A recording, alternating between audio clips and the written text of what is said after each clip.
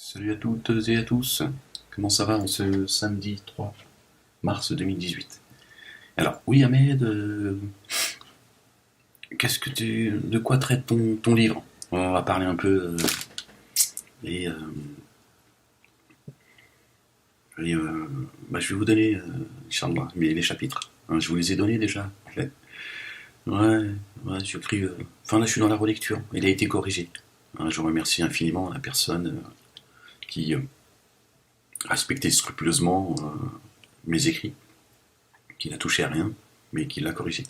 Parce que moi, je fais pas de fautes en français, je les invente. Je me contente pas des fautes. Là, je les invente. Moi, quand j'écris quoi, je mets un K. Bah, ça me paraît plus, tu vois, plus logique. Tu vois ce que je veux dire? Moi, c'est comme ça que je suis. Donc, elle a eu du boulot. Elle m'a dit, jamais de ma vie, j'ai vu si d'écriture qui vient d'ailleurs. Moi, elle m'a dit, je me suis régalé. Elle m'a dit, je me suis régalé, c'était un plaisir. Mais elle est cernée. Hein. Bah là, elle a dit, c'est pas possible. J'ai inventé des lettres de l'alphabet.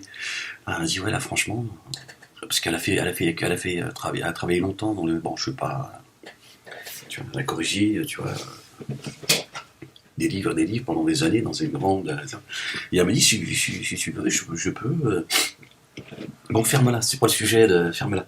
Euh, alors, je suis, il y a 12 ou 13 chapitres, je sais plus. Alors, je vais vous lire un petit bout, là où je suis j'arrive au bout de la relecture. Donc, je remets un petit peu de, ferme-la, je te dis. Et bon, je me suis dit, je vais vous lire un petit peu. Bon, je vais essayer de dire. Je sais que quand je dis c'est du sabotage, mais c'est comme ça que je te dis, ferme-la. On peut pas avoir que des qualités. Alors, chapitre 10. Donc, c'est celui-là. C'est là où je suis en train de refaire la relecture. Et donc, je me suis dit, bon, je vais vous lire un petit peu. Hein. Je vais pas vous lire tout le bouquin. Hein, pas déconner non plus. Hein.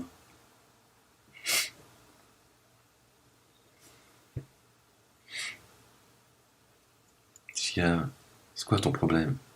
T'es jamais content, toi.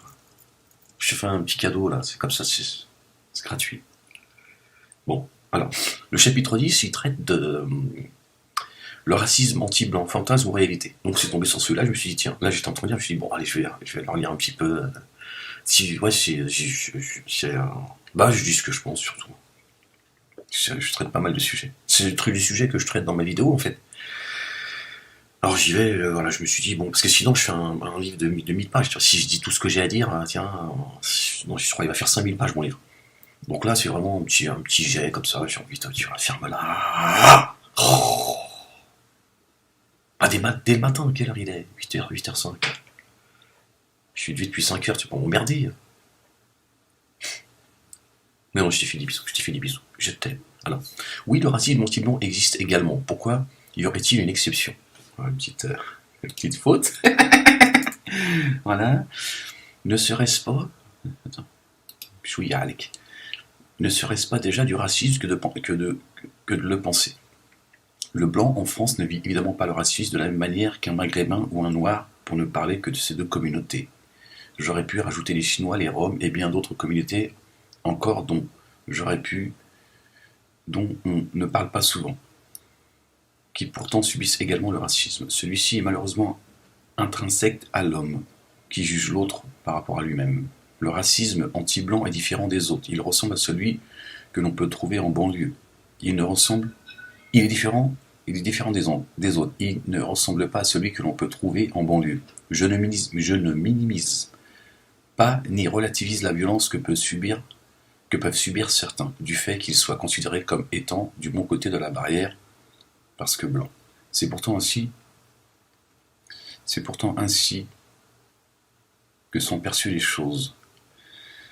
Le blanc est le miroir des personnes d'origine maghrébine qui parfois subissent le racisme, lui reprochant de ne pas vivre les mêmes violences sociétales parce que blanc. Nous sommes là encore dans le fantasme de la pauvre petite victime d'un système injuste et raciste qui contrôlerait tout. Oui, le blanc a dans certains cas plus de chances d'être accepté pour une embauche qu'un noir ou un arabe. Cela fait-il de lui un privilégié? Non. Il faudrait aussi s'interroger sur les raisons pourquoi, dans certains cas, les noirs et les arabes ne sont pas acceptés dans le monde du travail ou ont des soucis pour louer un appartement.